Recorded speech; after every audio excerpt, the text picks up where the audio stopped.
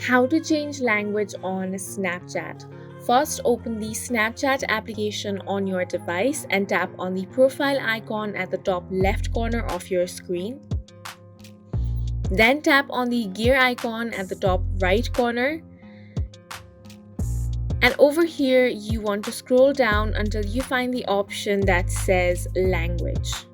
So over here, my default language is set to English because this is the system default. Now over here, you can find lots of options, so you can choose whichever language that you want to change. So here I'm just going to select French, and now it's going to ask you for confirmation. Simply tap on change. And once you have done that, it is going to take some time to update the application.